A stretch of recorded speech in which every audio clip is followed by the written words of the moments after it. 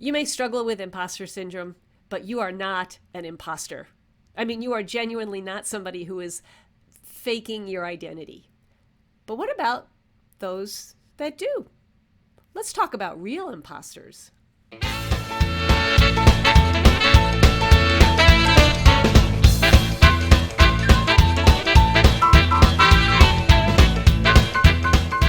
You can do a Google search and find page after page of legitimate imposters, which kind of sounds like a little contradiction. These are real imposters. These are people that have taken on a completely different fake identity with the purpose of deceiving people for their own personal gain.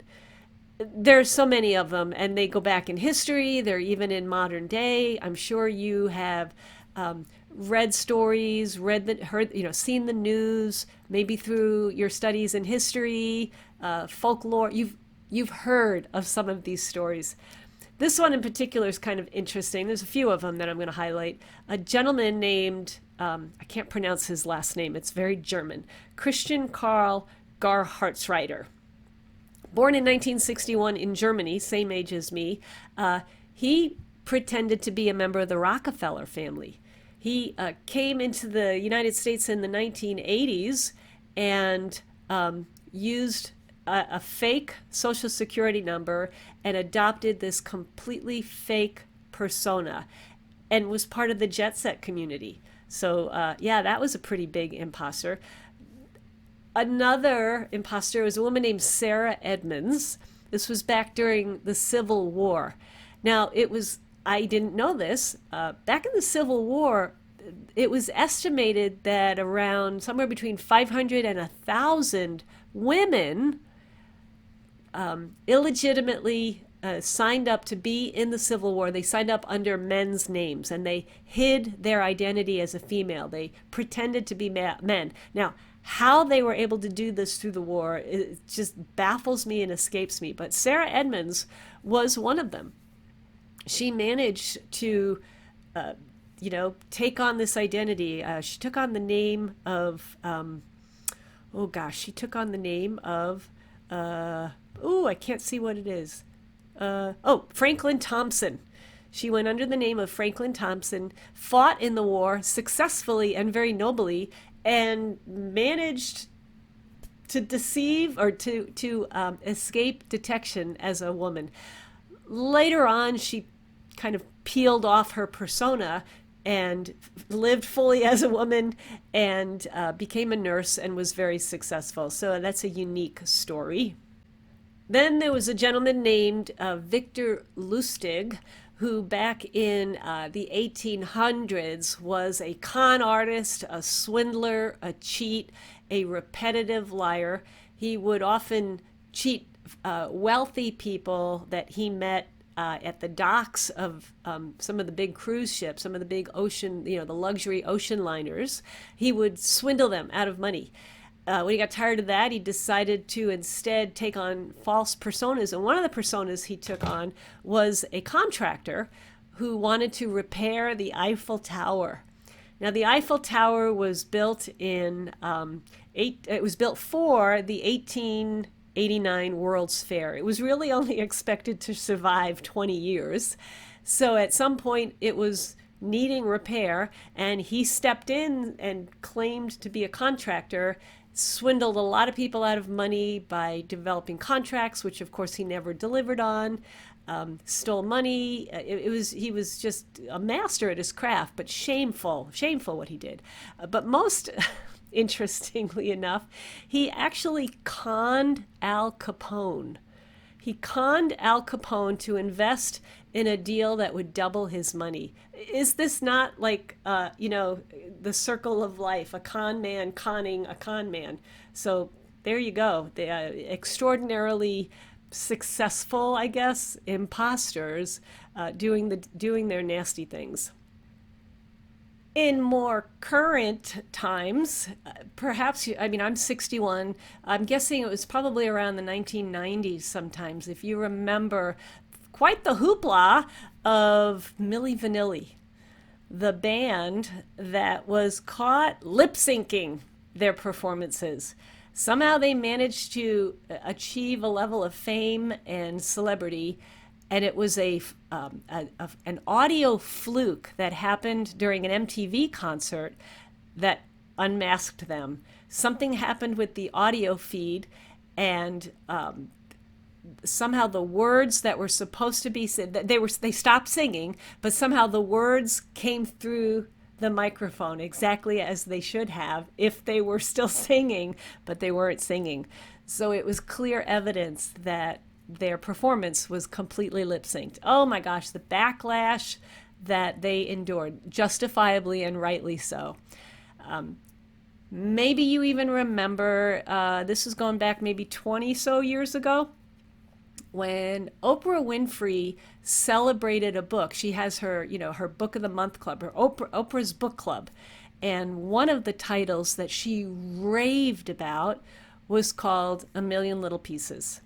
And it was written by a man who told this heart-wrenching, powerful, just passionate story of his journey through drugs and substance abuse to come out on the other side. She loved the book. She offered it to her fan club she had the author on her show where he talked passionately about it, and later found out it was completely made up. Most of it was not true. So it happens even today. And I'm sure you don't have to go too far to hear stories of catfish. People on the internet being taken in by imposters, people that are purporting to be something that they're not, developing maybe a romantic relationship or a friendship, or putting themselves out there as something that they completely are not. It's so easy to take on a different persona, even in what you think is an innocent way. You look at social media and what you see is not what really is true.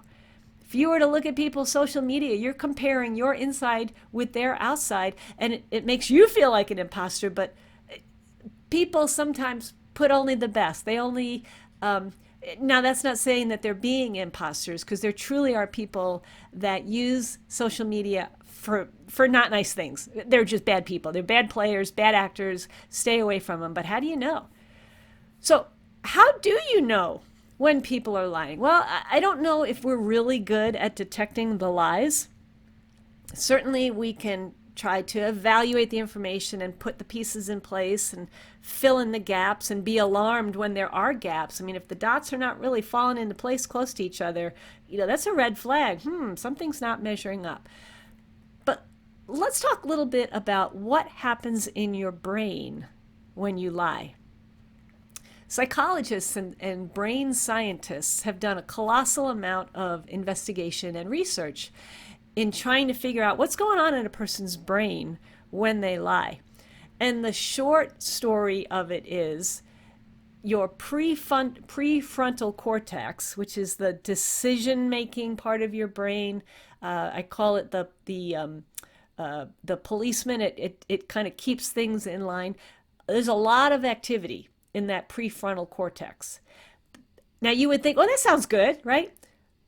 It's not always good. What it means is that your brain works so much harder when you are lying, because not only do you have to, in your mind, know what the truth is, you're trying to figure out a way to present something else other than the truth. And you have to do it in a way that seems to flow smoothly enough with truth so that it doesn't set up alarms. You have to remember the pieces that feed into the truth so that you could weave those into the lie. You have to project a little bit ahead of time to find out, where will this lie take me? How will I respond if the lie doesn't fall well, or if it has a hole? What if somebody challenges me? How will I respond to that? And all of that is happening like within a millisecond. So fast you're not even aware of it. People that are experts at lies, people that have a pattern of behavior of lying and deception, it literally happens not only in an instant, but without any guilt, without any shame, without much remorse. But people that have to lie they're not, I shouldn't say that, not that they in the moment choose to lie. If they're not comfortable with it, there are other telltale signs that tell you they're not comfortable with it. Could be in their eye movement. It could be in the split second it takes for them to process it. That's why sometimes it's easier to pick out an untruth with children, because they don't have that sophisticated processing speed and the cognitive ability to go through all that. There's so much that goes on in the brain, but the bottom line is your brain works so much harder when you're lying. Now, what does this have to do with imposter syndrome? I want to make sure that even though it's called imposter syndrome, and though you might feel like an imposter, you're not.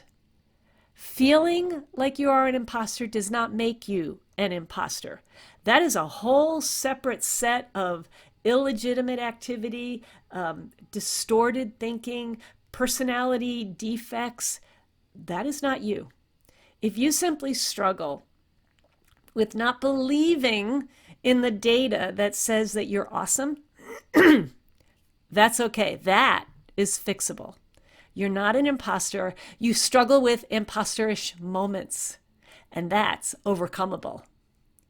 So I hope that helps you kind of draw the distinction between people that are genuinely imposters and people like you that just struggle with imposter moments.